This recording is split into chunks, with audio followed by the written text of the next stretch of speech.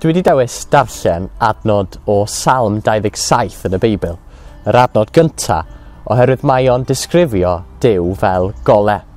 Dyma sut mae'r adnod yn mynd.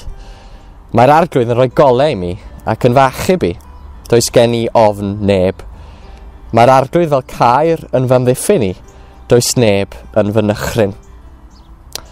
Da ni'n byw heddiw mewn byd sydd yn ofni a wedi dychryn hefo llawer o bethau.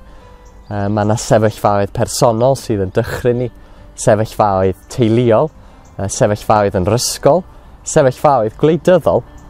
A'r cwestiwn mawr i bob un ohono ni ydy sut fedrwn ni gael heddwch, sut fedrwn ni gael gobeith, sut fedrwn ni gael lle diogel, lle da ni ddim gorfod dychryn na gofni yn y byd hwn.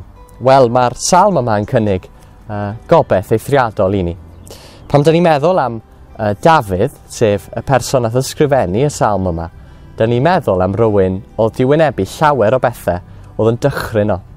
Dafydd, wrth gwrs, oedd yr un nath ymladd yn erbyn y cawr mawr na Goliath, ac oedd Dafydd yn ddyn oedd 'di wynebu pethau eithriadol a anodd. Oedd pobl ar un cyfnod yn trio i ladd o.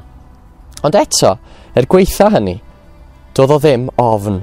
Yn y salm, mae'n deud oes gen i ofn neb. A pam? Oherwydd bod yr arglwydd yn rhoi golau iddo fe. Dyna be mae'n deud yma. Ac mae'n deud wedyn bod yr arglwydd yn ei achub e. A dwi'n meddwl bod hwnna yn rhywbeth pwysig iawn i ni gofio heddiw. Na y lle da ni'n gallu cael cysur a diogelwch go iawn yn y byd yma heddiw ydy yn Nuw ei hun. A da ni'n meddwl yn enwedig am Iesu Grist, mab Duw, oherwydd nath Duw anfon yr arglwydd Iesu i'r byd fel goleuni. Ac wrth gwrs, os da ni'n ymddiried yn Iesu Grist, ymddiried yn be mae o wedi wneud drosto ni ar y groes, da ni'n gallu cael diogelwch go iawn yn y byd yma, lle does gynnon ni ddim reswm i ofni.